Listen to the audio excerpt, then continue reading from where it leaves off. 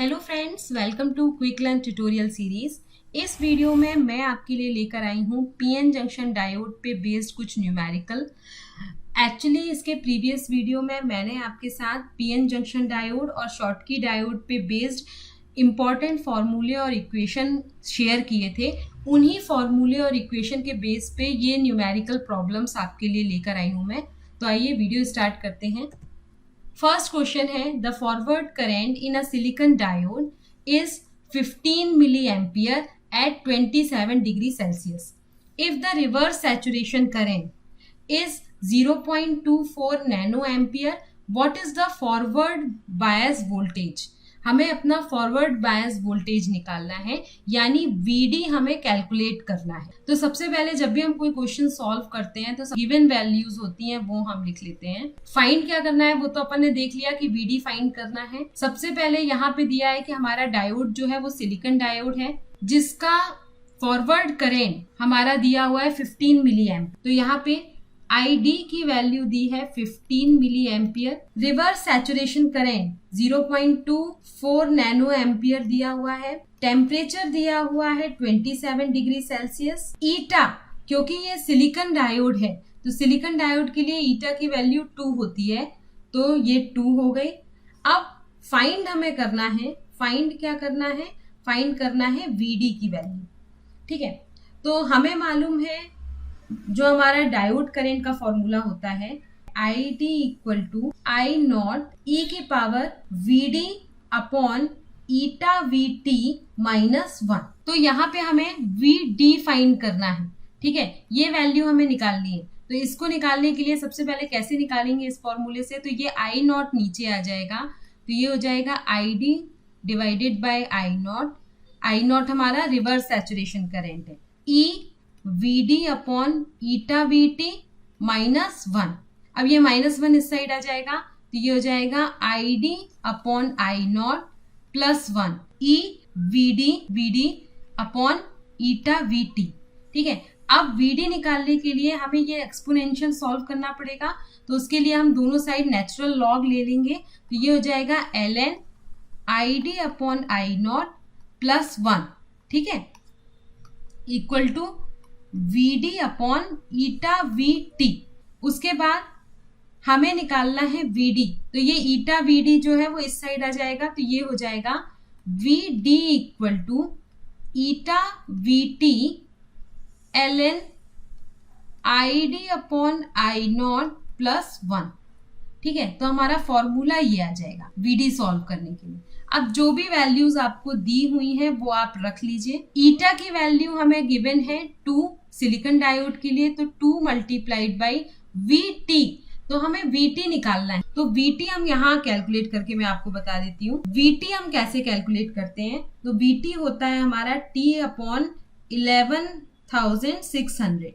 ठीक है, जहाँ पे T की वैल्यू हमारी होगी 273 डिग्री सेल्सियस प्लस यहाँ पे कितने डिग्री सेल्सियस दिया है 27 डिग्री सेल्सियस, तो इसमें हम 27 डिग्री सेल्सियस ऐड कर देंगे और 11,600। जब इसको सॉल्व करोगे तो आपका आएगा 25.862 मिली वोल्ट। ये हमारी VT की वैल्यू आ जाएगी। जो भी आपको डिग्री सेल्सियस में टेम्परेचर दिया हो उसको आप एड ऑन कर देना 273 डिग्री सेल्सियस के साथ। ठीक है, उसके बाद आप इसको सॉल्व करना। अब यहाँ पे VT की वैल्यू हमने निकाल ली 25.862 मिली वोल्ट। ठीक है, मिली वोल्ट दिया है, मिली का क्या होता है 10⁻⁻3। अब उसके बाद ln ID की वैल्यू क्या है, ID की वैल्यू 15 मिली एम्पियर दी है और I नॉट की वैल्यू यहाँ पे दी है 0.24 नैनो एम्पियर, तो 0.24 नैनो एम्पियर। ठीक है, तो ये अब इसको VD इक्वल टू इसको 2 इंटू 25.862। अब मिली की वैल्यू क्या आ जाएगी, तो मिली आ जाएगा आपका 10⁻⁻3 ln 15 मिली एम्पियर है 10⁻⁻3 नैनो है, नैनो की वैल्यू क्या होती है 0.24 10⁻⁹ प्लस 1। ठीक है, यहाँ पे प्लस 1 है। अब इसको आप सॉल्व करोगे तो आपको वीडियो की वैल्यू मिलेगी 0.928 वोल्ट। यही हमारा आंसर है। ठीक है, तो इस तरीके से हमें कैलकुलेट करना है अपना फॉरवर्ड बायस वोल्टेज। अब नेक्स्ट क्वेश्चन देखते हैं। A germanium diode has a reverse saturation current of 0.19 ampere.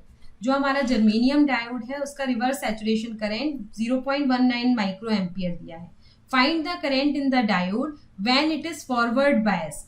जब हमारा डायोड फॉरवर्ड बायस है उस टाइम पे हमें डायोड करंट निकालना है with 0.3 volt at 27 degree celsius. तो सबसे पहले गिवन लिख लीजिए क्या क्या चीजें गिवन है। तो गिवन दिया हुआ है आई नॉट की वैल्यू यानी reverse saturation current 0.19 micro ampere.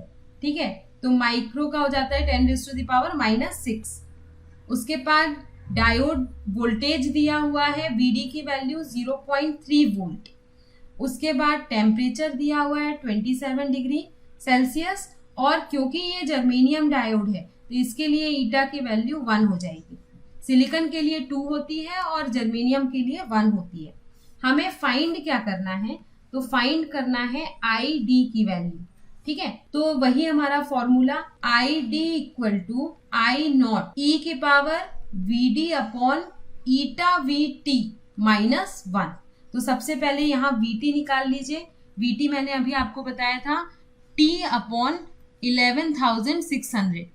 ठीक है, इस फॉर्मूले से ये T क्या होगा, T में हमारा जो एब्सोल्यूट टेम्परेचर होता है 273 डिग्री सेल्सियस, उसके साथ जो टेम्परेचर यहाँ पे दिया होता है वो हम एड ऑन कर देते हैं, तो 27 डिग्री सेल्सियस डिवाइडेड बाय 11,600, इसकी वैल्यू आ जाएगी 25.862 मिली वोल्ट। ठीक है, तो ये आपकी VT की वैल्यू निकल आई। ये साइड में आप कैलकुलेट कर लेना। अब यहाँ पे हमें ID निकालना है, तो ID के लिए जो जो वैल्यूज दी हैं उनको रख दीजिए। I नॉट 0.19 माइक्रो एम्पियर, तो 10⁻⁻6 हो जाएगा, मल्टीप्लाइड बाय E की पावर VD हमें 0.3 दिया है, ईटा 1 दिया है, यानी 1 मल्टीप्लाइड बाय VT हमने निकाल लिया 25.862 मिली एम्प वोल्ट। तो मिली यानी 10⁻³ -1, ये VT निकाल लिया था। ठीक है, इसको जब आप सॉल्व करोगे तो आपका आएगा 20.72 मिली एम्पियर। ठीक है, ये हमारी ID की वैल्यू है। तो यही फॉर्मूलेज मैंने आपको बताए थे अपने प्रीवियस वीडियो में, और उसी पे बेस्ड ये न्यूमेरिकल्स हैं, और इसी टाइप के न्यूमेरिकल्स आपसे पूछे जाते हैं आपके सेमेस्टर एग्जाम्स में भी और कॉम्पिटिटिव एग्जाम्स में भी। अब ये थर्ड क्वेश्चन देख लेते हैं। Calculate the static and dynamic resistance of the PN junction diode. यहाँ पे हमें पीएन जंक्शन डायोड का स्टैटिक और डायनेमिक रेजिस्टेंस कैलकुलेट करना है। When the applied voltage is 0.25 volt, जहाँ पे अप्लाइड वोल्टेज 0.25 वोल्ट है। ठीक है, यानी डायोड के अक्रॉस वोल्टेज VD की वैल्यू 0.25 वोल्ट दी है for the germanium diode. Germanium diode है तो ईटा की वैल्यू 1 हो जाएगी। Reverse saturation current is 1 micro ampere, I not की वैल्यू 1 माइक्रो एम्पियर है, और टेम्परेचर 27 डिग्री है। तो सबसे पहले जब हम सॉल्व करते हैं तो गिवन लिख लीजिए। गिवन है हमारा VD, डायोड वोल्टेज दिया है 0.25 volt, I not reverse saturation current 1 micro ampere दिया हुआ है, ईटा की वैल्यू 1 दी हुई है, टेम्परेचर दिया है 27 डिग्री सेल्सियस।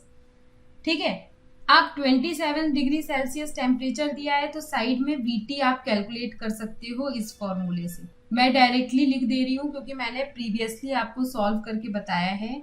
25.862 मिली वोल्ट आएगा ये। ठीक है, VT की वैल्यू ये कैलकुलेट कर ली। अब आपको निकालना है स्टैटिक और डायनेमिक रेजिस्टेंस। तो स्टैटिक और डायनेमिक रेजिस्टेंस का अगर आपको फॉर्मूला मालूम होगा तो स्टैटिक रेजिस्टेंस का फॉर्मूला होता है, यहाँ मैं लिख देती हूँ, स्टैटिक रेजिस्टेंस, इसको हम कैपिटल RD से देते हैं और इसका फॉर्मूला होता है VD अपॉन ID। ठीक है, तो इसके लिए आपको VD तो गिवन है लेकिन ID फाइंड आउट करना पड़ेगा। इसी तरह डायनेमिक रेजिस्टेंस में भी आपको ID की वैल्यू की जरूरत होगी। तो ID क्या है, हमारा फॉरवर्ड डायोड करंट है। तो सबसे पहले ID कैलकुलेट कर लीजिए। तो ID का फॉर्मूला वही आई नॉट ई की power V D upon eta V T minus 1। इससे कैलकुलेट करेंगे, इससे कैलकुलेट करिए। आई नॉट दिया है 1 माइक्रो एम्पियर, तो माइक्रो 10⁻⁻6 आ जाएगा। उसके बाद मल्टीप्लाइड बाय ई की पावर वी डी दिया है 0.25, ईटा की वैल्यू 1 है और ये आपको दिया है 25.862 मिली वोल्ट। मिली मतलब 10⁻³ और -1। ठीक है, अब जब इसको आप कैलकुलेट करोगे तो आपको मिलेगा 15.782 मिली एम्पियर। ये आपका आई डी की वैल्यू आ जाएगी। अब अपन को स्टैटिक और डायनेमिक रेजिस्टेंस निकालना है। स्टैटिक रेजिस्टेंस को मैंने आपको बताया कि कैपिटल आर डी से डिनोट करते हैं और वो होता है V D upon I D. तो वी डी की वैल्यू क्या है 0.25, ऑलरेडी गिवन है क्वेश्चन में। आई डी की वैल्यू हमने निकाली है 15.782 मिली एम्पियर, तो 10⁻⁻3। ठीक है, क्योंकि मिली है। ये हो जाएगा 0.25 इंटू 10⁻³ अपॉन 15.782 और इसको कैलकुलेट करोगे तो ये 250 आ जाएगा 15.782 और इसको कैलकुलेट करोगे तो 15.84 ओम। ये हमारा स्टैटिक रेजिस्टेंस आर डी की वैल्यू आ गई। ठीक है, तो पहला सॉल्यूशन तो हमारा आ गया फर्स्ट। सेकेंड हमें करना है डायनेमिक रेजिस्टेंस। तो डायनेमिक रेजिस्टेंस को हम स्मॉल आर डी से डिनोट करते हैं और इसका फॉर्मूला होता है eta V T upon I D. ठीक है, तो ईटा की वैल्यू 1 है क्योंकि हमारा जर्मेनियम डायोड है। वी टी की वैल्यू 25.862 मिली वोल्ट है। आई डी की वैल्यू है 15.782 मिली एम्पियर। ठीक है, तो यहाँ से ये मिली मिली कैंसिल हो जाएंगे। ये आ जाएगा 25.862 डिवाइडेड बाय 15.782 और इसको जब आप कैलकुलेट करोगे तो 1.638 ओम इसका आंसर आएगा। तो डायनेमिक रेजिस्टेंस की वैल्यू आ जाएगी यानी आर डी की 1.638 ओम। ठीक है, तो ये हमारा दूसरा आंसर आ गया। तो इस तरीके से हम स्टैटिक और डायनेमिक रेजिस्टेंस कैलकुलेट करेंगे। तो होप आपको वीडियो अच्छा लगा होगा। अगर वीडियो अच्छा लगा हो तो इसे लाइक करें, सब्सक्राइब करें और ज़्यादा से ज़्यादा फ्रेंड्स के साथ शेयर करें। Stay continue, keep watching, keep supporting, bye bye.